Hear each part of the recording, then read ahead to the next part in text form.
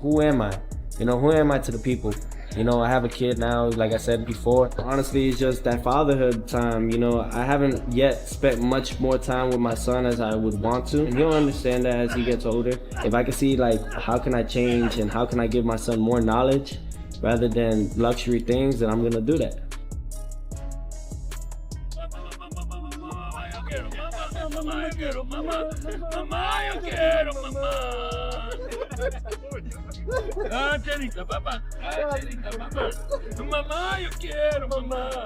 My father, though, is the one that really, he knows me best. He's seen me at my worst, he's seen me at my best, you know, and he's gonna be the one that definitely is gonna tell me the things that I really need to focus on how can I beat this guy. I trust him with my life. It's gonna break! That first minute hurt.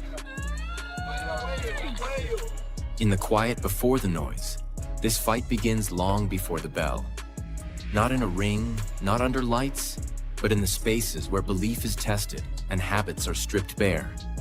Two fighters, two rhythms, moving toward the same night from opposite directions. And I just want everyone to see that, you know, my father didn't become trainer of the year just by luck. You know, in 2020, you know, we beat the most decorated fighter pound for pound during that time, Vasily Lomachenko. That was from him.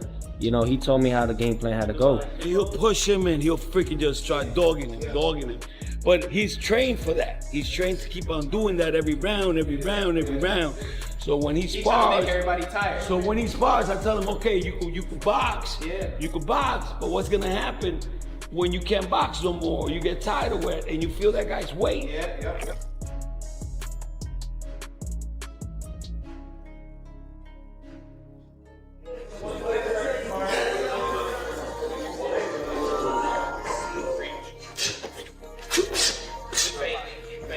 Punch to the body, go on top, and then you go on. Good, go. That head, bro.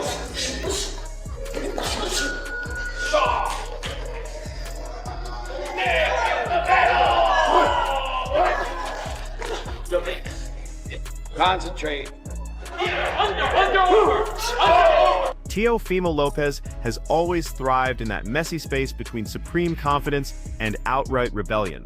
The kind of fighter who doesn't need perfect conditions to bring out his A game. Actually, scratch that. Disorder seems to flip the switch that unleashes his most dangerous self, which is exactly why watching him get ready for Shakur Stevenson feels so compelling right now. A lot of the times, you know, I didn't want to go into the gym. I didn't, you know, especially when I had to swim. You know, that was painful.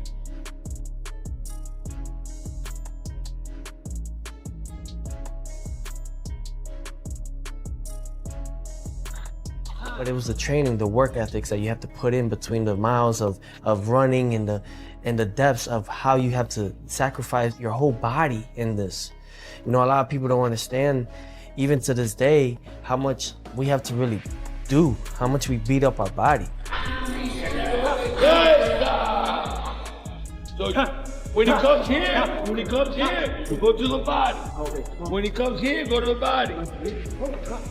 Esta!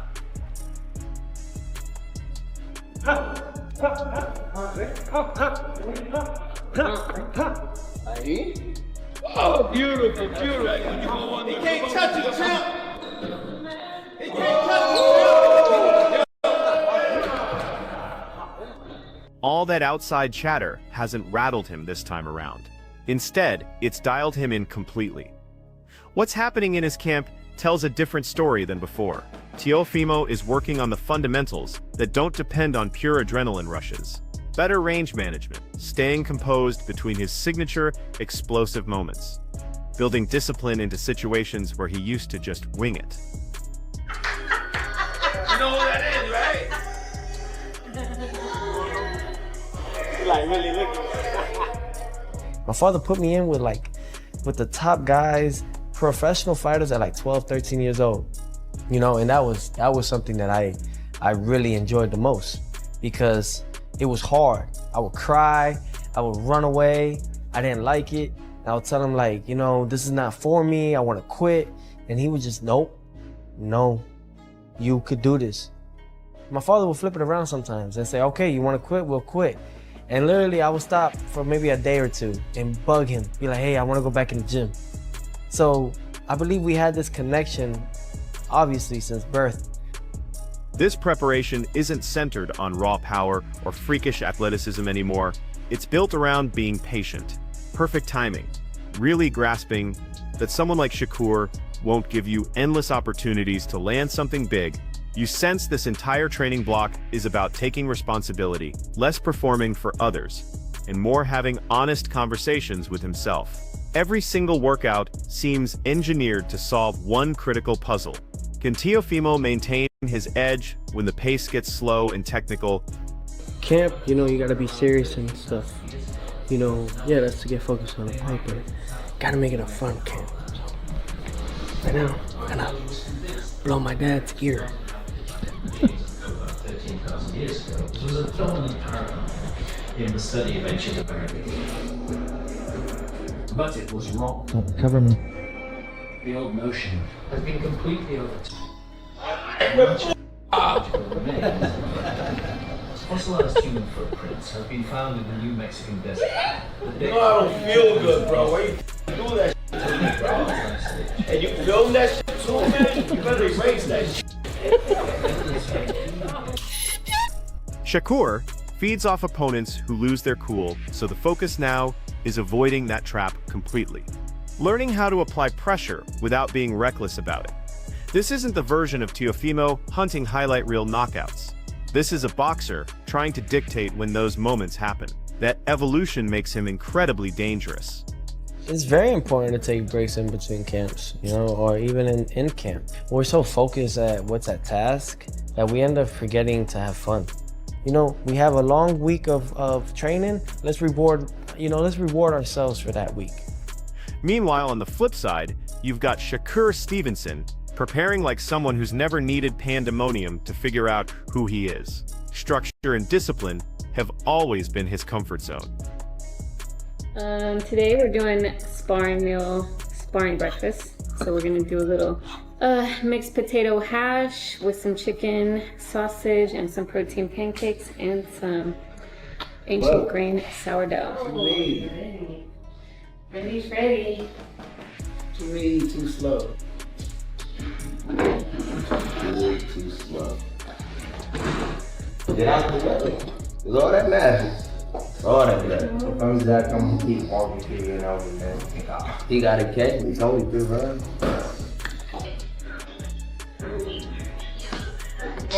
Yeah, get ready. We need to be pushed for that. Bring the smoke, baby. That dude ain't going into the later.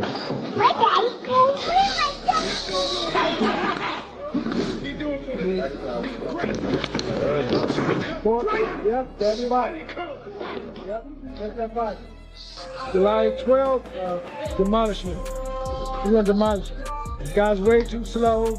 Shakur's too sharp, too fast, too strong. Teofimo gets sharper by discovering restraint, but Shakur gets sharper by cutting out anything unnecessary. His camp for this matchup has been methodical and surgical. Endless repetition, crystal clear game planning, making smart choices when exhaustion starts creeping in. This isn't about changing his entire approach, it's about making what already works even more precise. Distance management, perfect balance, flawless timing, staying mentally bulletproof regardless of what chaos is swirling around him.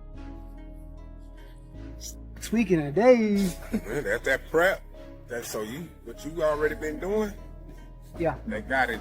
Let me see that. That's good. I feel great. Sprints kind of be getting me right, get my conditioning right. Sometimes in a fight could turn into a sprint.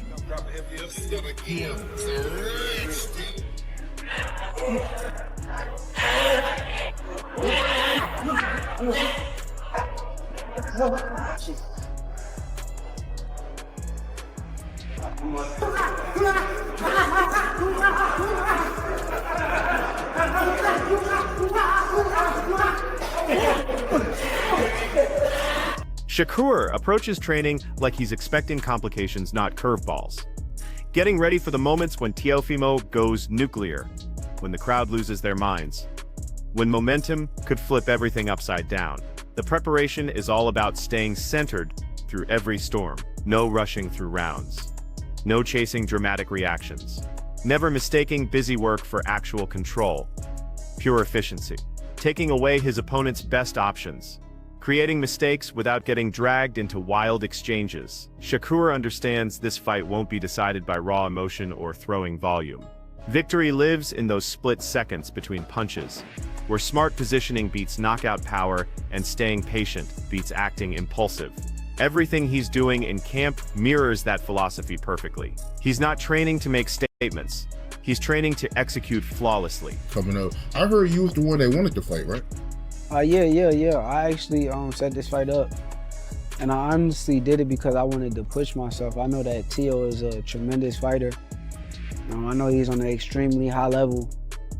And I feel like, well, I know that I can beat him, but I know that this should be a tough set, so I'm ready. Who were some of the other options you had? Ramon Roach. That would have been a real good fight, man. But I mean, Teo, he's a bigger name though, so I see why you went with him. Yeah, bigger name, and also he got the more accolades. He's been undisputed before. He's on one belts at 35, one belts at 40. So he's more accomplished. So I know that would be a better name on my resume. So while Shakur is up there perfecting silence and surgical precision, Teofimo Lopez is revealing something equally telling in his own way. He's speaking like someone who truly believes what's his can't be taken. Listening to him break this down, I don't hear someone trying to sell me anything. I hear someone reinforcing his own convictions.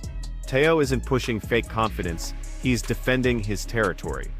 When he says Shakur can't claim what he sacrificed for, that's not promotional material, that's core identity stuff. What I really appreciate is how honest he sounds about his process. The video game references, studying Roy Jones Jr., deep diving into legends like Henry Armstrong. This tells me camp isn't just ego lifting, it's genuine curiosity about the craft. Teo realizes pure athletic gifts won't cut it against Shakur Stevenson, so he's searching for layers, misdirection, timing off subtle movements, the details that don't make Instagram posts but steal close rounds. Well, I think at certain points in your career, right, you have to realize that you don't know everything, right? And sometimes you have those, like the likes of Roy Jones Jr., who was arguably the best fighter in the 90s, even the early 2000s. And for him to want to, help me in some sense, maybe there's something that I'm not possibly there yet with that he could possibly add to my arsenal, and I would love to see more. I would love to learn more. That's like some type of mentorship. The fact that he openly admits he doesn't have all the answers shows maturation, not vulnerability. When he discusses mindset and faith and destiny, you hear how deeply this fight connects to his long-term legacy. He's not trying to out-talk Shakur. He's trying to out-believe him. Even his perspective on people calling Shakur boring is intelligent. Instead of dismissing it, he owns it and says perfect. That's exactly why I'm here to change everything. That's pure Teofimo energy. He doesn't run from storylines, he challenges them directly. Shakur is perfecting control in silence. Teo is strengthening conviction through noise, studying footage, making adjustments, convincing himself that when that opening bell sounds preparation plus unshakable belief equals complete takeover. Whether you buy into his confidence or not, one thing is undeniable. He sounds locked in rather than scattered. That focused version of Teofimo Lopez heading into this fight is legitimately scary. What's it like seeing him now kind of face to face? When you look at him, what do you see? Because obviously you're not locked in just yet, and the closer it gets to a fight, obviously things turn a little bit. But when you do look at Shakur, what do you think of him? I think I don't think too much of it. I think that he believes in himself. That's one thing. But I'm here to destroy his dreams and all that he wants to do and become. You can't take this from me. I worked very hard for it. I've bled for this, and I'm not taking nothing from him, but I just believe that what's gonna happen next is for destiny in the boxing ring to decide. right after hearing Teofimo speak with that blend of certainty, self-reflection, and this belongs to me energy. Everything shifts when Shane Mosley enters the discussion. It feels like a seasoned veteran moving chess pieces and saying, all right, let's cut through the nonsense. When someone with Shane Mosley's resume calls this a genuine 50-50, that's not playing it safe. That's acknowledging real danger exists on both sides. His framing is perfect. Forget the hype machine. Forget undefeated records. One simple question matters. Who forces their game plan first? That's where the real tension lives. Shakur wants everything calm, measured, and controlled, like he's slowly dimming the lights round by round. Then you have Teofimo, who can completely flip the atmosphere and turn angles, speed, and power into pure chaos. Mosley reminding everyone that Tua can legitimately box when he decides to is crucial, because casual observers forget that dimension. This isn't some wild swinging slugger praying for lightning strikes. This is someone who solved Lomachenko in real time, which is absolutely not an ordinary achievement. I think you're going to need a couple of rounds, but the first round is going to be very interesting. Maybe you see some tails, but I think maybe 2 or 3 you're going to start seeing one leave the other. Because I don't think that, well, maybe, I mean, Shakur might show some different, if he has to go after Teofimo, he might show some different type of heart that we haven't seen or different type of fighting we haven't seen. And vice versa, you know, whereas Teofimo's hitting him with different shots off the angle, that is kind of giving, you know, Shakur Stevenson trouble. We'll see about that. The weight class jump conversation shows veteran insight, not panic or wild speculation. Just, let's see how that hand speed translates when there's more mass behind it. Shane doesn't rush to crown anyone early either. He essentially says the opening rounds are information gathering. But somewhere around round 2 or 3, someone's personality is going to dominate this entire fight. Either Shakur begins quietly pulling away with positioning and timing, or Teo starts connecting those weird angle shots that make you question your entire strategy. The best part is how Mosley dismisses predictions like, nah, I'm just here to watch, because that perfectly captures how this fight feels. You don't break it down to sound intelligent. You study it to appreciate how razor-thin these margins really are. This has nothing to do with who looks more impressive on paper. It's about who makes the other fighter become a version of himself he's never been comfortable with. When a Hall of Famer tells you he's grabbing snacks instead of keeping score, that should tell you everything. Get ready. Something real is about to get exposed. I think people overlook of Teofimo is he can box when he wants to. Like, he's shown he has a slick style too when he wants to do that. When he wants to do that. So if you have a slick style and you got power and you got the speed too, and you're fighting at 140, so let's see, I don't know if Shakur Stevenson is going to get slower moving up in weight or not, where Teofimo can hit him. Maybe he was really fast at 130, 26-30, maybe 35, but 40, you put on a little bit more weight. I think that he holds the weight probably really, really good, but you just don't know. Coming directly after Shane Mosley, breaking down every angle like someone who's witnessed every form of organized violence a boxing ring can produce. Wade Plemons jumps in and adjusts the perspective just enough to grab your complete attention. Now it's not simply about contrasting styles, it's about perfect timing, genuine intentions, and the sport actually getting something important right. Listening to his excitement makes me think, yeah, this is what boxing has been desperately missing. 2 elite-level fighters still in their absolute prime, not marinating in negotiations for half a decade, not hiding behind manufactured excuses, actually putting pen to paper when the stakes matter most. Wade's enthusiasm feels completely authentic too. You hear it in how he discusses this matchup like it's essential. Not just entertaining, he's absolutely correct. This isn't about viral knockouts or social media moments. This is about proving levels exist. Shakur isn't here to wow casual fans. He's here to control distance, time, and egos. Teofimo isn't here to survive 12 rounds. He's here to demonstrate that his self-belief isn't just empty noise. What I love most is how Wade embraces that delusion concept on both sides, because that's the uncomfortable truth nobody wants to acknowledge out loud. Elite fighters have to believe they're completely unbeatable, even when logic suggests otherwise. Shakur thinks Teo lives in fantasy land. Teo thinks Shakur hasn't encountered his reality check yet. That mutual disrespect is precisely why this works so beautifully. When two athletes both believe they're the final answer, the ring becomes a lie detector. It clarifies. Says that Teofimo's delusional. Shakur has that same delusion. It's what propels both of them to the highest degree. Now, here was them facing off a couple of months ago, I think, at this point. And this is what I was talking about. Shakur is, in stature, the bigger guy, which is crazy because he fights at the lower weight. He is a bit more skinny, obviously, but now he's coming up to 140, and it feels like Teofimo Lopez can't go much bigger than 140. Like, I've heard him talk about going to 147. That would be the highest I would think Teo should go, but here's their face-off. Real quick, Izzy, you should be in the middle. I know, I'm there. Yeah. There you go.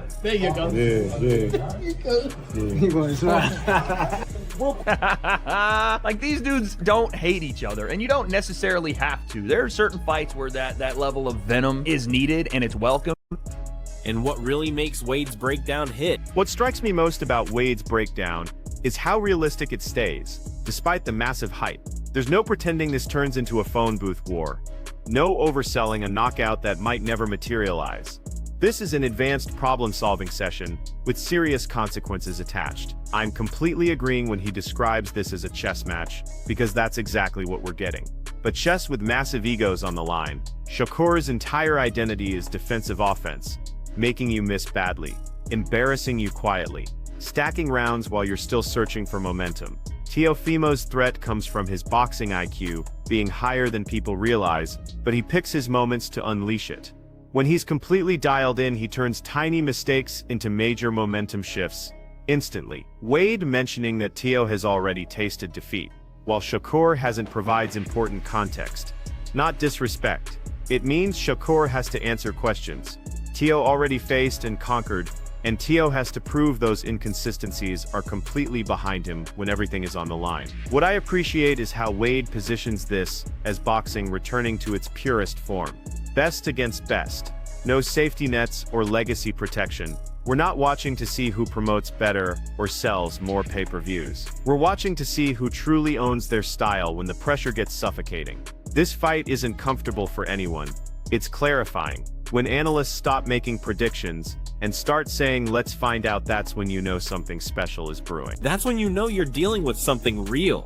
Stylistically go between Shakur and Teo because they're both very technical. Both guys understand the sweet science and fight very smart. No one takes a ton of risks. Teo does have a bit more pop in his shots and can put you down, but if you take the risk of making a massive mistake versus a guy like Shakur, then Shakur will outbox you, outclass you, and take you into deep water. So we'll see. Stylistically, we'll see how this thing goes, because I don't see a super over-aggressive Teofimo Lopez. I don't see that. I don't see Shakur getting too out of pocket with him either, but we will have, I think, a very, very high-skill, high-level boxing match. I'll be honest.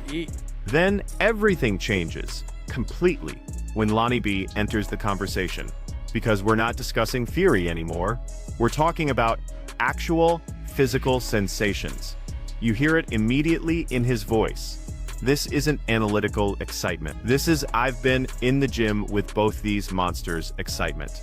That perspective matters, because when someone who's held pads for Teofimo and watched Shakur work up close starts calling this an atomic collision, I'm paying attention. Lonnie B isn't guessing based on footage. He's responding to muscle memory. How he describes Teo's explosive power is hilarious, but also genuinely frightening. Like, yeah, you think you understand what heavy hands feel like until you're suddenly switching equipment mid-session, wondering what just happened to your soul. Then he flips to talking about Shakur like he's an unfair advantage, disguised as a human being. So technically perfect, so sharp, that people don't even recognize greatness happening in real time. That's actually a terrible problem to have as a fighter. And Shakur is phenomenal. I mean, he's just phenomenal, excellent boxer. Cat-like reflexes, sharpshooter, knows what he's doing in there. Great ring generalship, know when to use his jab. I mean, Shakur is he's so good that it might be to a default. And I'm gonna tell you why I say that. You got somebody like Roy Jones, who was so good that he ain't fighting nobody. These guys are number ones. And it's just that he's so good, he makes these guys look like nobody. So they say, oh, well, he ain't fought nobody. Why come he just can't be that good? What makes this breakdown so compelling is how he presents the danger on both sides without glazing either fighter. He's not pretending Shakur is untouchable by any means. He directly states there are shots Shakur has absorbed that he absolutely cannot afford to eat against Teofimo. That's not criticism, that's mathematics. Teo isn't someone you experiment with bad habits against. One clean connection, and suddenly his confidence explodes through the ceiling. The traps start appearing. The rhythm completely changes. Now you're dealing with an entirely different animal. The Floyd versus Roy comparison explains everything in one sentence without disrespecting anyone. One guy loves to bend every rule because his talent allows it. The other guy perfects every rule until they feel like a straitjacket. That's exactly why this fight feels genuinely special. Lonnie B isn't selling a boring technical clinic or a reckless slugfest. He's describing jazz versus jazz. Two masters improvising in completely different languages. If Shakur doesn't destroy Teo's confidence early, everything gets dangerous incredibly fast. If Teo can't disrupt Shakur's composure, he's stuck chasing ghosts for 36 minutes. That's the beautiful tension. This has nothing to do with who creates better highlight packages. It's about who can remain themselves when the other guy drags you completely out of your comfort zone. When someone who's witnessed both camps up close says this becomes an instant classic, that's not promotional talk. That's a legitimate warning. Once he touched some skin, that get him going, get him warmed up. Like, okay, he gets more brave. Like, okay, the wheels start going. Oh, I can do this. I can do that. I can do this. I can do that.